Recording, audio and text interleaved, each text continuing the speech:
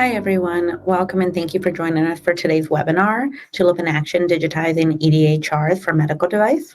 My name is Natalia. I'll be the moderator for today's session. In this webinar, you'll get a hands-on look at how Tulip enables medical device manufacturers to launch and customize eDHR apps, connect equipment for automatic data capture, and maintain traceability and compliance across assembly workflows. And now I'm excited to introduce our speaker.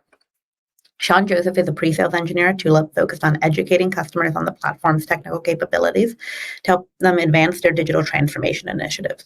He leverages a wealth of experience in manufacturing, spanning both regulated and non-regulated industries, to gain insights into customer operations.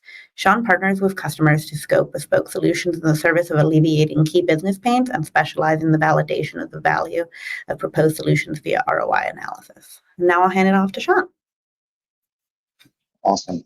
Good afternoon, everybody. Today, we're going to be going through how Tulip can help unlock flexibility and drive efficiency in operations. And we're going to first, go through some slides to kind of introduce the platform and showcase how we see it fitting into the space. And then we're going to switch gears and spend the majority of the session today actually going through a live demonstration of the platform. I'm actually in our experience center here, so we're going to be going through a production flow for a medical device production, from assembly to inspection to pack and ship operations. And included as a part of that production flow is eDHR creation and review. So we're going to dive into that, and that's going to be the meat and potatoes of today's presentation. And then we're going to leave some time at the end for questions. So if as we go through this, there are any questions that you have, feel free to add them in the chat, and we'll address those at the end. With that said, let's get started. And so first things first, I want to say that in my time at Tulip, I've walked countless different shop floors at this point, and I've witnessed firsthand the frustrations created by inflexible point solutions and the reality of teams having to resort to manual paper-based processes just to get around those legacy systems. And really, regardless of your industry or where your factory is in the world, shop floors are really incredibly dynamic spaces. And now more than ever, they require agile tools. And that's precisely why we're here today, to explore the power of a composable manufacturing execution system. Instead of being beholden to that inflexible legacy point solution, you can instead use a composable system in order to adapt your solutions in service of meeting your unique needs, right? And then at that same time, you can establish a framework to foster continuous improvement initiatives in your operation. So let's get into it. I'm going to move on to the next slide here. And first things first, I mentioned some of the challenges, faced by operations. Here's some examples, and they're probably pretty common examples that we hope, resonate with you. Issues of lack of production visibility, issues with work order management, end-of-line quality out the door, a lack of standard work, low asset utilization, right? And what we've found is that all these very, common, almost ubiquitous issues in the manufacturing space are, to our eyes, very much interconnected, right? A lack of standard work can lead to low asset utilization and lead to workforce turnover because you aren't equipping your operators with the correct tools to execute effectively, right? So all of these various different problems are really interrelated problems that stem from one another and impact them, right? They're kind of inextricably linked. And so on the next slide here, we can actually see the common standard approach for dealing with these problems is leveraging point solutions, right? And those point solutions can oftentimes lead to solution sprawl, where you'll have, maybe an MES solution and an LMS solution and a QMS solution, and all these acronyms working independently to attempt to address pains that your organization is facing. And what tends to happen is these various different point solutions end up being very siloed in terms of data. So you'll have data that lives in one system but isn't accessible in another system. And what eventually ends up occurring is that you need to augment these, point solutions that you're purchasing with pen and paper to fill the gaps, right? Where one solution ends and the other solution begins, you're going to be using pen and paper to get that data in between those systems. And that can lead to a really, unfortunate situation where you're spending more labor and energy managing the various solutions that you have sprawled throughout your operations, rather than actually focusing on value add work, right? Whereas a composable approach allows you to really define for your organization the pain points that are of greatest concern, right? What are the problems that are causing your organization the most pain, wasting the most dollars? And you can develop solutions in service of those pains. So you can really customize your solution and scale out. So you can implement a solution, and then upon implementing that, use the data generated by that solution to discover other areas of opportunity, right?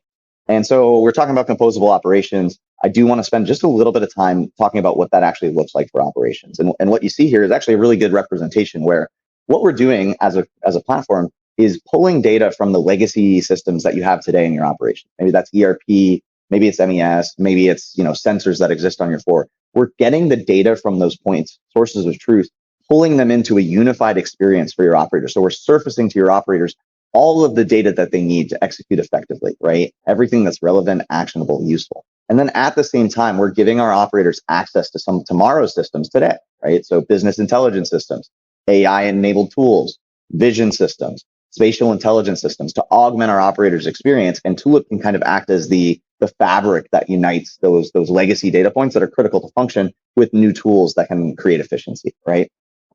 So on the next slide here, I talked a little bit about composable operations and what that ends up actually looking like. What are the tools that we give you for creating those composable solutions? It is a composable platform composed of 4 key pillars. The first of which is our no-code app editor. I'm not going to spend too much time today talking about no-code app editing. It's really, really core to the platform, but because I'm in our experience center space, I'm going to be more focused on front-end solutions. But this is really, really core to the platform, and it might be an opportunity as far as like a next step, a good opportunity to reach out to us, because it's one thing for me to say, hey, it's easy to use, it's designed for your team. It's another thing to actually see it in action. So it's as important as what we're showing today, but we won't have time to give it really the attention it deserves. But I do want to call out that no-code app building is a really core part of the platform and enables your operations team to build solutions. You won't be relying on a third-party software vendor, right?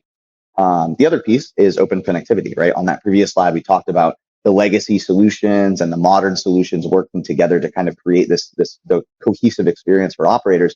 Open connectivity is how we do that. We can connect to business systems, devices, sensors, and machines throughout your operations to really pull all of that required constituent information into your operations to give your operators access to what they need. And that's done via HTTP, SQL connection, MQTT, OPC UA. So we can really get all of that data.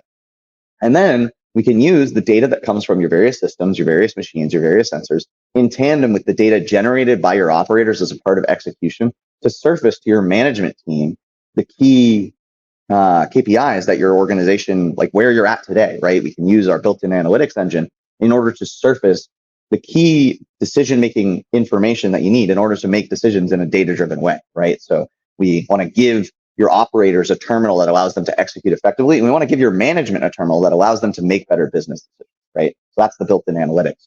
The fourth piece here is our world-class ecosystem. So we've got a library of pre-built solutions, a university dedicated to teaching and upskilling your team with regards to how to use the platform, and a really robust network of support articles that you can use in order to deep dive into particular problems that your organization is facing and look at solution, procedures that we've created for you guys. And that ecosystem, in my experience, I haven't found anyone else out there who's really offering something that's so comprehensive. So we really have very robust documentation for the platform. On the next slide here, we can talk a little bit about how Tulip can enable a continuous improvement workflow. I mentioned it earlier on in the presentation.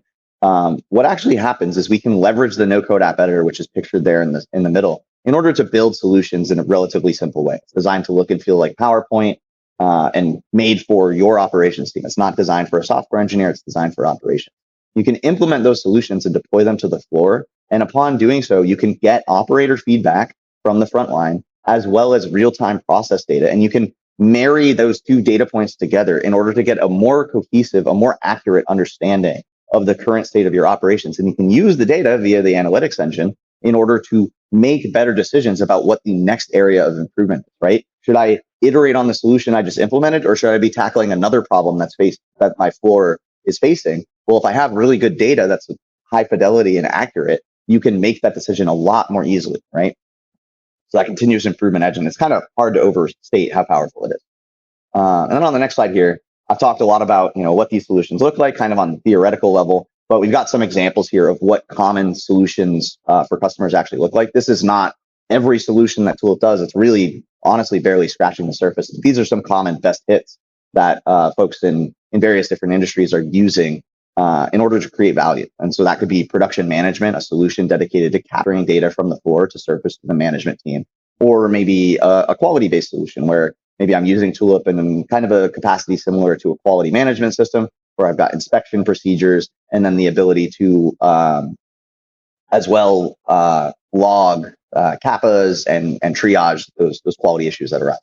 And we also have the capability to display digital guidance, commonly in the form of work instructions, but maybe in learning tools as well, to give our operators the context they need to execute effectively. And then all three of those other pieces are commonly, especially in regulated industries, leveraging traceability and compliance features in order to make sure that we're meeting your organization's level of requirements in terms of traceability and compliance. So if you need to understand all of the components or lots that go into your final assemblies in order to satisfy your regulatory requirements, that's something that Tulip can absolutely support as well. So on the next slide here, we can talk a little bit about how those solutions actually impact real Tulip customers. And so we've got some really good examples here of various different customers who had significant impact by leveraging Tulip. So we got one there, 18% increase in top line productivity. So that's 18% more products out the door, 18% faster in terms of cycle time, 70% reduction in defects in finished goods. So that's a dramatic reduction in cost of poor quality because we're no longer shipping as many defective units, and we're reducing the creation of those defects in the first place. And then dramatic, we can see on the top right, reduction in the time it takes to train new operators, which means that we can instead have our operators focus on value add work, which you can kind of see how we talked a little bit about interrelatedness earlier on in the presentation. It's very interesting how an impact on training can impact productivity, right? And so across these various different operations, across many different industries, many different customers, we can actually see that Tulip can have really dramatic top line impacts for businesses.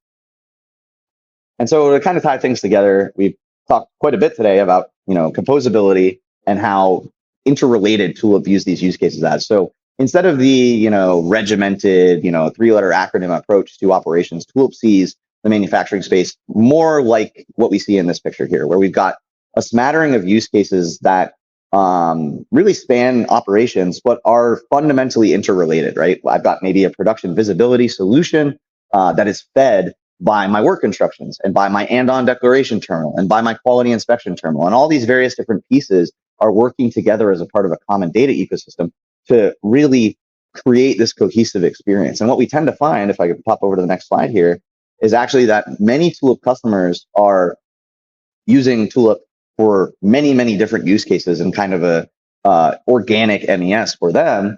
You can see that the figure there is 58% have 10 or more use cases in production.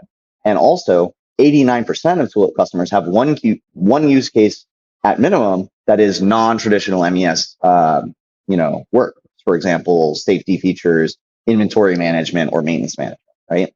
And so across all those various different use cases, you can find uses for Tulip. We're going to be pretty focused on a production flow, so it's going to be dedicated during our demonstration to the execution of assembly, inspection, and then package ship.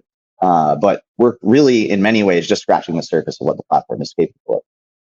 So from here, I'm actually going to switch gears and focus on the actual demonstration behind me here. So we're going to actually use my camera, and I'm going to do my best, because I'm live in the space, to actually make sure that I, provide this demo in a way that you can see everything interesting that's happening on the screen. But please bear with me if I missed something. I apologize. So at this station, we're assembling jet nebulizers, and we can see we've got a list of orders available to us here. These orders are coming from, in this case, SAP. They could be coming from, whichever ERP Tulip is largely system agnostic. So whatever system you guys are using today to store your orders, you can display those orders in Tulip via a transactional relationship between those systems. And so I can select one of these orders, and when I do that, I can actually see all of the details associated with this order. I can see an image of the product, the quantity required, the current status of that work order. All of that context is available to me. And once I've selected a work order, I can actually hit this Pick Components button to get started with this process. When I do that, it's actually going to kick me into the production flow. And actually, off screen, I missed it. I apologize. We printed out a label with a serial number for the unit we're going to be working on.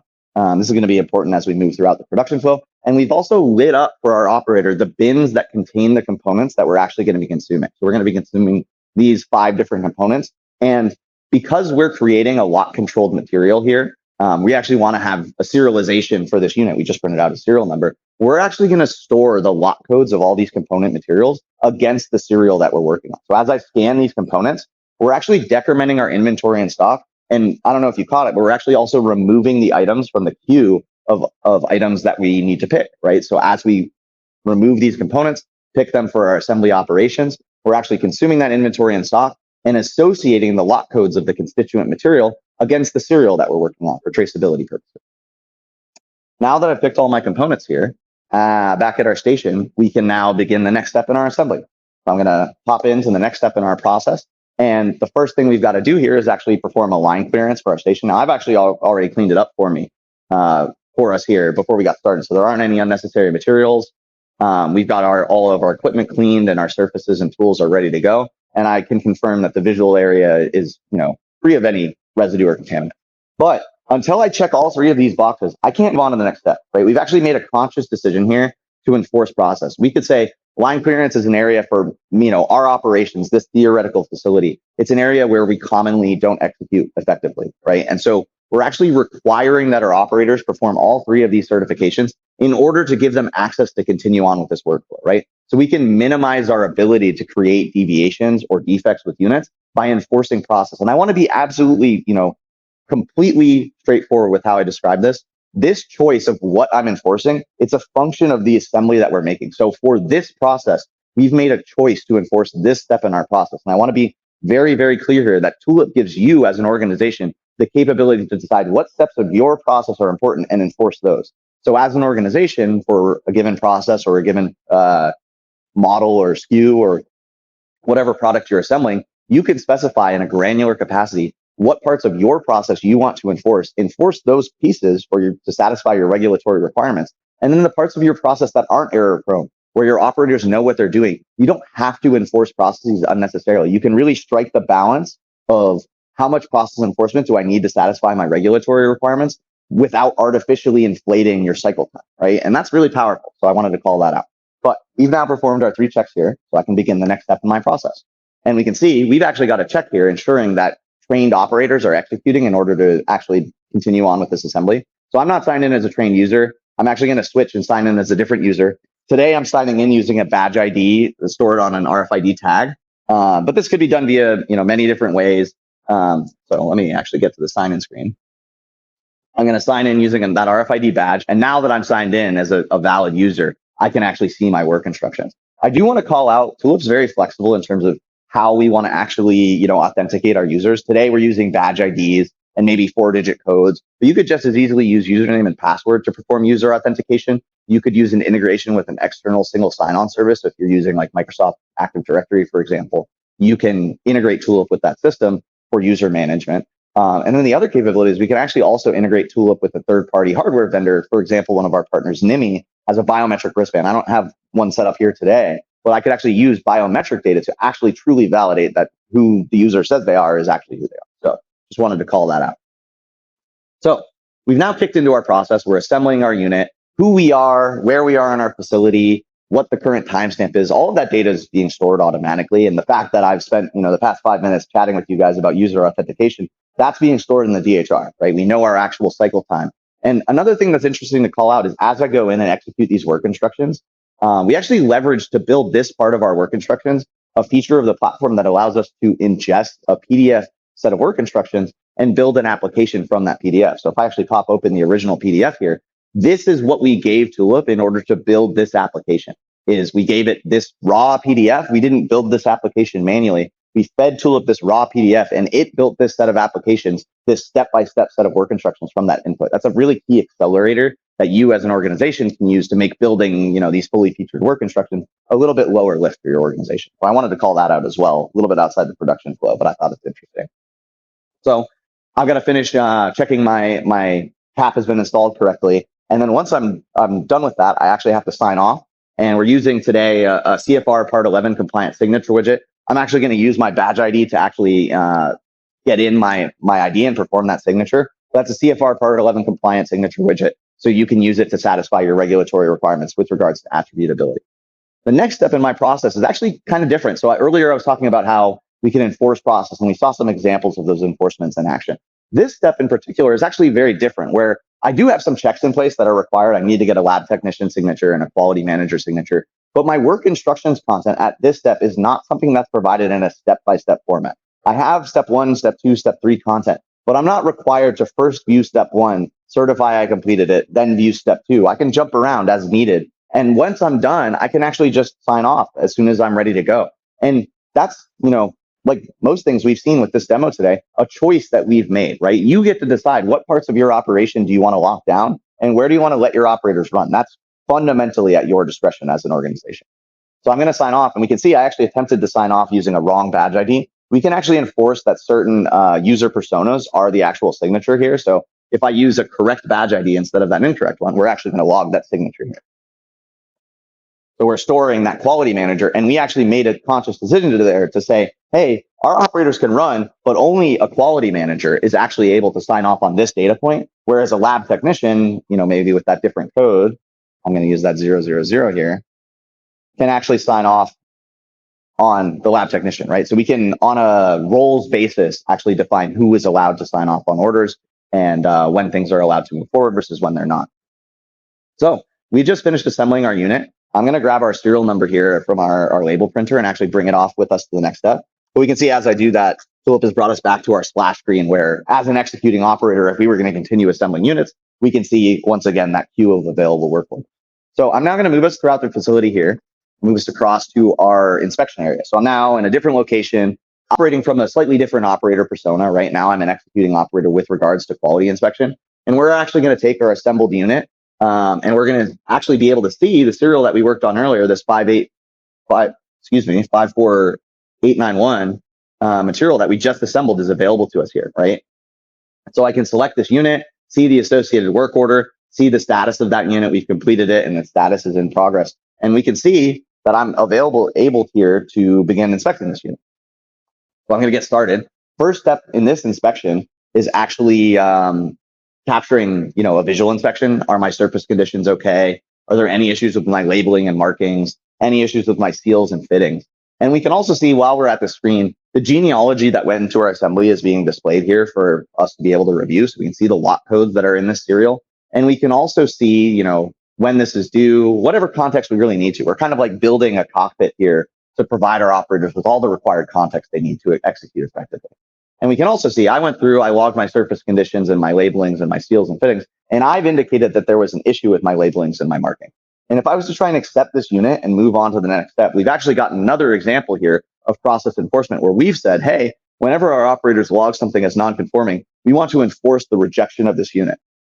So I'm going to actually go through and reject this unit. And when I do that, I'm actually prompted here in order to log a defect associated with this unit. So I'm actually prompted. I have some fields here that we've marked as required and others that are not. So I actually don't have to take an image or leave a description. I do have to provide a defect code. So I'm going to capture this image just because it's pretty simple to do. I may be feeling a little bit lazy today. I'm not going to provide a description, but I have to provide this defect reason. So if I try to log this defect without an overarching reason code, I cannot log this assembly. And of course, as with everything, this list of available defect codes is obviously fully customizable. I'm going to say that there was an issue with a scratch on the tubing of the mouthpiece. That was why there was a visual issue. I'm going to log that defect, and we're actually going to continue inspecting this unit. This is a conscious decision we're making. It actually varies quite a bit from customer to customer. Some customers who have low work content or low material content assemblies that they're making will actually, upon the creation of a defect event, immediately say, hey, I'm going to scrap this unit. But we're kind of assuming for demo purposes that this assembly is relatively expensive, relatively high work content. And so for this assembly that's high work content, high value, we're far more likely to actually rework this unit. So we're going to continue inspecting to make sure that we understand all of the potential defects associated with this unit, because I don't want to go through, like, the worst thing that could happen is I go in and I rework this thing, and then I find out that there was another issue that I didn't catch because I didn't fully inspect it. So that's a conscious choice that we're making here. That's a function of the work content of our assembly. But there are many Tulip customers who are actually just immediately scrapping units because it makes more sense for their organization to say, hey, I'm going to scrap this, so that way my operator can start working on the next unit that might actually be good. But we're going to continue to inspect it. And on this screen here, we're prompted to actually place our unit on the scale, which, let me see if I've got my view set up here. I've got a scale right there. I'm going to place my unit on the scale. And Tulip is actually reading directly from that scale. And there's actually kind of a lot happening here where all the operator has to do to perform this weight check is place the unit on the scale. And what Tulip is doing for that operator is not only capturing the value, which is great because now there's less risk of like transcribing the value improperly, but also determining whether or not it's a passing or a non-passing value. And it's doing that because Tulip has, in this case, we've stored the upper and lower acceptable boundaries for this weight. So if I've got a value, I'm putting my thumb on the scale here, outside of the acceptable parameters, I can't accept this unit. It's not acceptable. It can't be moved forward. But when I've got a value that's within my acceptable criteria, I can just move on to the next step because we've got a passing value, right? So pretty powerful to do that to try and eliminate error risk during the quality inspection phase. We got another similar step here where we're actually performing a measurement on the tubing of our assembly. It's actually interesting in that picture. It's not a very well aligned. That's probably not how I'd actually want to measure this unit. But I'm going to hit the store button on a set of remote connected calipers. These are connected via Bluetooth. In this case, these are in-size calipers, but Tulip, by and large, is device agnostic. So if you've got a smart set of calipers that you're using today, very likely that it would be relatively simple to get that up and running in Tulip. And so I've captured the actual value from this, and we can see we've got an acceptable value here. So I can actually accept this and move on to the next step. But maybe before I do that, at this step in my process and at any step in my process, we've actually had access to the ability to review our DHR that we've been generating as a part of execution. So I, at any time at this station, can actually access the DHR in progress. So this isn't a finished DHR. It's not something that I'm going to ship out the door, but I can see all of the data that we've been generating as a part of this execution. Who was executing what station were they working at? What was the timestamp that they interacted with it? What were the data points that they created? All of that data is being stored automatically in an immutable format. So we're going to review this DHR in a little bit more detail later on, but I just wanted to call out that this is something that you can give your operators access to at any given time. And you get to choose what kind of content is relevant to them and where do I want to surface it. That's really fundamentally at your discretion. So moving back into our production flow, actually, I'm going to kick us out one more time again. While I'm at this step, before I finish up, because it's the last inspection second to last inspection, maybe I encountered an issue while I was executing this inspection. And if I encountered that issue and I wanted to, pop out of the production flow and request help, we've also had access this whole time to this get help button where I can basically say, hey, I've encountered an issue while I was executing this unit, and I can specify the reason code associated with this downtime event. Maybe it was an issue of an equipment, or maybe an issue related to quality or safety, and of course, like everything, you can select which, you can populate your dropdown with whatever makes sense. And I can basically say, hey, what was the problem and solution code associated with this downtime event? And then I can actually also train a third-party model in Tulip based off of that data, right? So we've actually recorded and on problem solution pairings and trained a model. So when an operator asks a question, we're going to see based off of previous issues that have occurred, here is how we resolved this last time. And also the model has to cite its source. This can be pretty helpful for reducing your operator's reliance on supervisor, right? So I'm going to resolve this issue and return to our production flow. And I promise I will actually finish out production of this unit. Let me capture my value one more time here. So we got that passing value. I'm going to accept this. Last step in our process is actually taking a picture of each unit and performing a visual inspection via a third-party vision model, in this case, Landing AI. So I'm going to take a picture of this unit, and Landing AI is going to look at that unit, see if all the components are there, and then give us a good or bad value. I'm actually going to take another image here without the tube. So I've taken the tube off. Now it's happening off screen. I apologize for that. Capture the image one more time with no tube present, and hopefully it's going to tell us, hey, that's no good. There we go. So we can see I'm being forced to reject this. I do want to actually accept this unit at this step here. So I'm going to take one more photo. So please bear with me of that acceptable unit with the tubing present. We've got that acceptable value. So my visual inspection is good. And now I can finish up my unit. And we can see now that I've finished inspecting my unit, all of the inspections that occurred, the fact that they were all completed. And we can also see the one that was, not successful, the non-passing value related to visual inspection and the defect event associated with it, right? And so now as I finish, the review of this unit, I'm prompted to have a quality manager and a quality control engineer sign off on these, right? And just like all the previous signatures, you can enforce on a roles basis who signs off. But for demo purposes, we're allowing just single 4-digit codes to sign off on these two signature widgets. So I will pencil whip through these real quick. But that's not something that you can allow or disallow your operators to pencil whip their signature. So we actually also, as a part of this demo flow, have a co-located rework assembly happening here. That's not pretty common. Usually material review boards will kick non-conforming material out to a separate area to perform rework, but for demo purposes, they're co-located. And as I review the defects for this unit, we can see all of the content that we generated when we were logging that defect, who reported it, when it was reported, a photo of the defect, all of the data that we asked our operators to provide is present here. If it's relevant to review, I can see it. And so, hey, I've got all the context I need.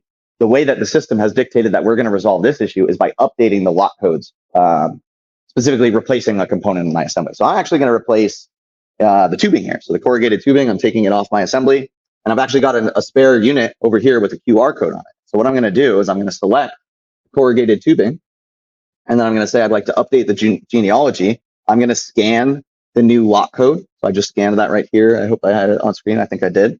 And so now I've got my new lot code. I'm actually going to replace my unit, specifically the subassembly, the corrugated tubing, with my new lot code. And so now we've updated the genealogy of our assembly as we've been executing it. And the end result is going to be a report that tells us, hey, here are the components that went into this assembly. But my DHR that we've been generating and updating this whole time is going to tell me, hey, first I tried to use the lot code that this material had, and then I ended up updating it, and here's why, right? It was because of this defect associated with the material, right? So, hey, I'm going to resolve this. I'm going to mark that I've resolved it, and you just reworked it, so I'm going to mark it as rework. And then I'm also going to describe how I remedied it, and I'm going to leave a pretty simple description. This is why a picture is worth 1,000 words, right? Is that your operators can always, they're busy people, they've got other things to do, so there's maybe room for improvement in this workflow. Maybe perhaps an image capture of a remedy would be superior to somebody saying I fixed it like I just did there. Well, I finished inspecting my unit. I finished reworking it. It's no longer at this station. It's moved on to the next step in our production flow. I'm trying to be conscious of time as I go through here, but we do have one more key station we want to showcase, and that's the package ship operations of this assembly. So we can see that same work order we've been working with this whole time is available to me here at my package ship station now. And we can see the status of that order, the due date, and all of the materials that are relevant to a package ship operator are present here, right? And the first step in our process as we, kick into this package ship process is actually reviewing the DHR. So we now have a completed DHR.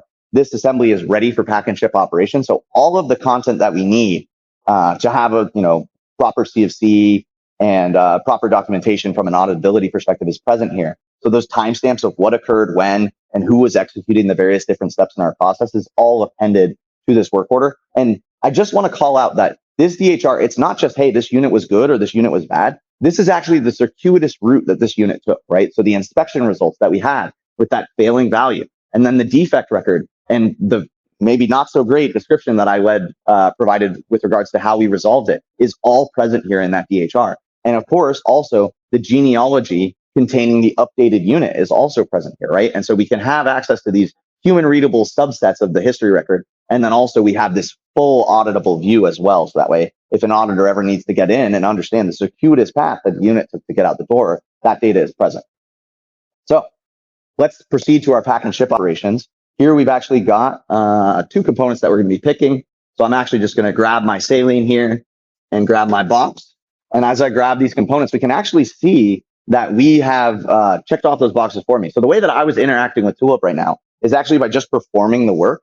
And then we actually have an overhead depth sensing camera. It's actually relatively economical on the order of $250. So not a super expensive piece of hardware, looking down at my station and determining that a change has occurred in these areas of interest. And so now I've got my components here. I'm going to mark that I've also got my actual assembly, and I can validate that I've got all my components with a signature. I can actually click the button properly. A signature here as well. And again, that's of course a CFR Part 11 compliant signature. Finish off signing off there. And so now I'm actually going to take a picture of my package so we can see the package here, but we've also got this top-down view from that same overhead camera. I've actually taken my saline bin out of the unit, and so I'm basically automatically creating a bad result here, and hopefully the system is going to tell me that I'm missing my required component. Sometimes it takes just a second here, and we can see that we got back a result saying, hey, this unit is not ready to go.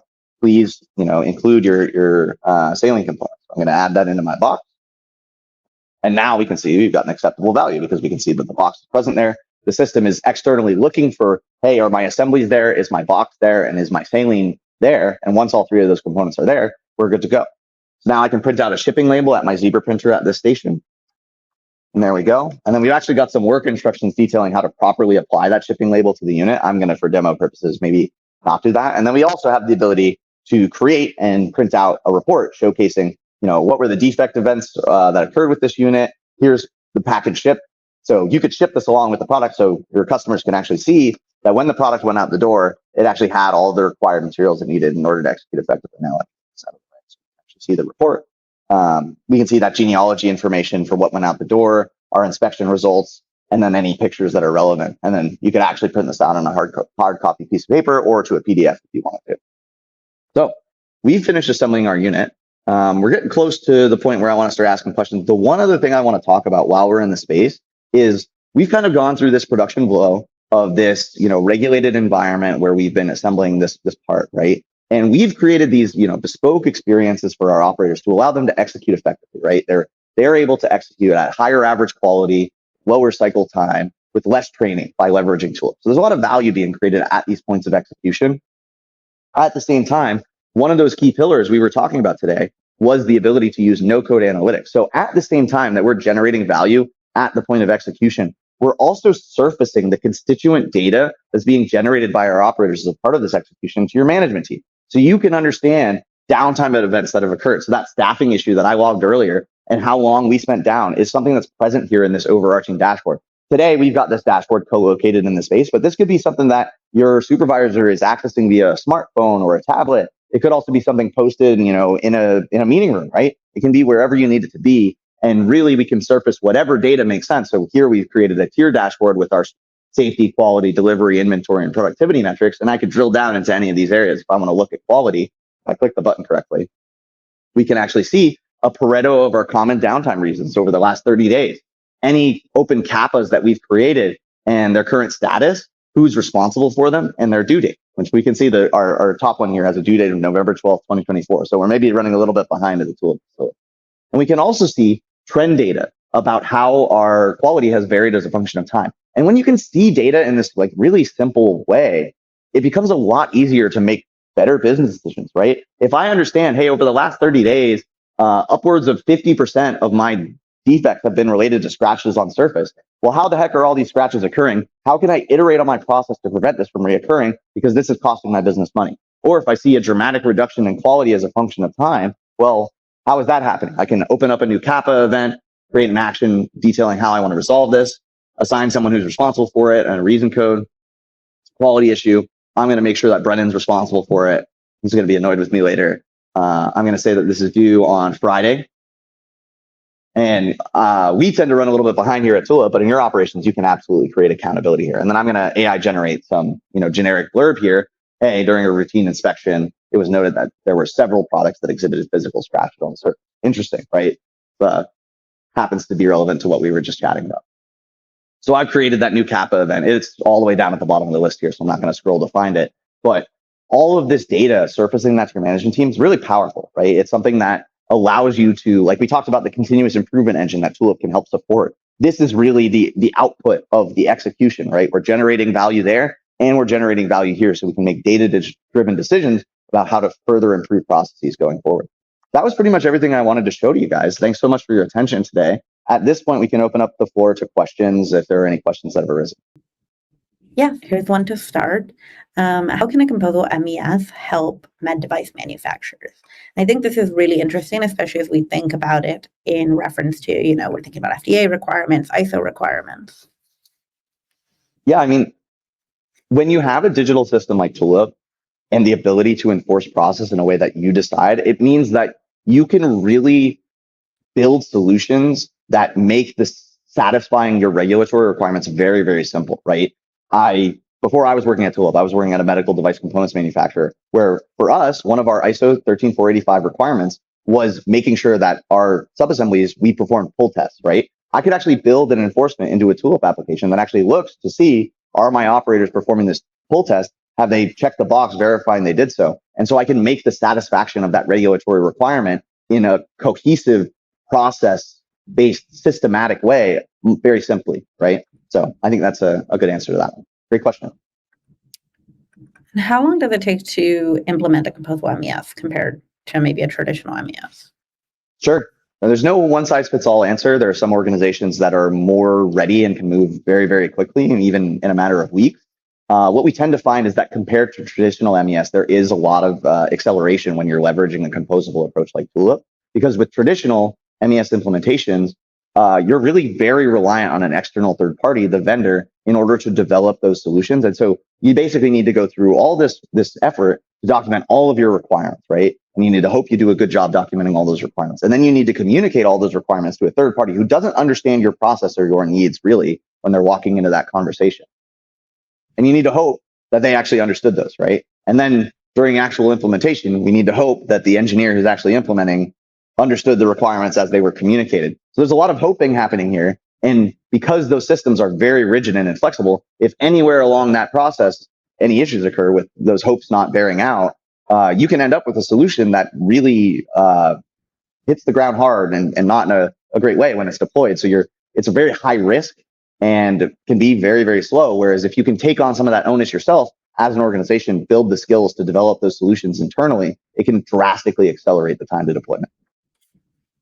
Yeah, and talking about some of those skills, I mean, how do you suggest people build those skills and also standardize their best practices? I mean, the value of Tulip is freedom, but we want to make sure it doesn't become a ton of small bespoke solutions.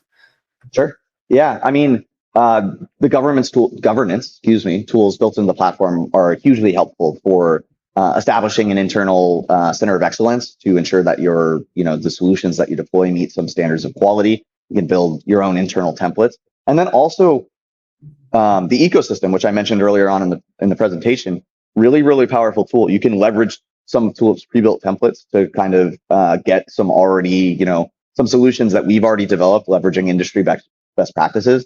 And you can also use our learning tools, such as University and our support articles, to upskill your team, so you don't have to be worried about them, right? The other thing is our most common services engagement is actually called the 60-day onboarding, where as much as we like to talk about how Tulip is easy to use, our most common services engagement is really dedicated to teaching your team how to fish while deploying an MVP initial solution. So you can leave that engagement with the know-how on your team to implement the next solution, and also a ready-made solution deployable and ready to go on the floor. So yeah, great question. And I know we saw a lot of the system and device integration in your demo today with landing AI, with different truck drivers, but kind of what do those integrations look like from a technical standpoint? Sure. It does vary on an integration by integration basis. There are some integrations that fundamentally they're going to require a bit more elbow grease than others. But there are many devices, for example, the calipers, the scale, that you can plug into Tulip, also barcode scanners. You can just plug them into Tulip, and Tulip has a robust set of device drivers, and it will just plug and play, right? You can just plug them in and they will work, and Tulip will understand what that data type is. If you do have a more complex device that requires a little bit more elbow grease to get up and running, you can leverage one of our edge devices in order to get that data into a readable format for Tulip. So there's very few devices that you can't connect. There's a long list of devices that you can just plug in and they'll work. And if you have a device that's a little bit more tricky to get up and running, it's kind of, if there's a will, there's a way. But I have to be perfectly candid that sometimes it can be a little bit laborious to get up. Great question. And we talked about kind of building, your solution, but what about updating it? How often do you see customers updating apps for process changes? Sure. In non-regulated environments, it's almost constant, right? I've visited customer sites where they're running on version 196 of an application, because there's no such thing as a perfect workflow. So iteration is a really key part of Tulip, right? Because you can build better solutions faster.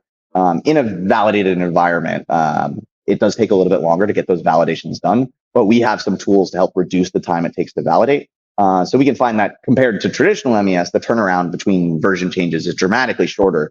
But it's probably something you probably won't find many regulated customers on version 196 of their application. Yeah, and kind of on that validation, if you could talk a little bit about what Tulip does to validate Tulip to make sure, we're providing a great system for regulated industries that they can trust. Sure. So for regulated industries, Tulip releases long-term support releases every 6 months. And each one of those releases comes with a host of new features and really robust product documentation that basically can prove that the platform has already been validated. And so as an organization, when you're trying to build and implement Tulip solutions, you won't need to validate the platform because it's already been validated, right? It's a validated platform, and we have the documentation to prove that. You will instead only need to validate the functional scope of your solution. So instead of IQ, OQ, PQ, you're really just going to be focused on the PQ, right? So there's a potential for improvement there as well. Awesome. And I think with that, we are all set. So thank you everyone for joining, and thank you, Sean, for joining us today. And if you have any further questions, feel free to please reach out to us, Tulip's contact info, Sean directly, and come visit our Tech Live. Set up a meeting to come see some of these demos in person. Sure. And I just want to call out, today I've been really focused. I mentioned it at the top. We're really focused on the front end experience today of operators and management. As important, arguably maybe even more important, we talk about how easy it is to use Tulip. Very much something that we can say it all till we're blue in the face, but it's really important that you actually see it, right? Because it is truly relatively simple to use, but until you've actually experienced what does it look like from a process engineer's perspective to develop and iterate on these workflows, you won't really have the full story. So that might be a good opportunity as like a next step from this conversation that we've held for you guys today, is maybe scheduling a demo to specifically understand the back end of Tulip and understand, when we say this is easy to use, what does that actually look like for you? Because it's not something that we really gave the attention it deserved. Absolutely. Awesome. Thank you, everyone. Thanks, everyone.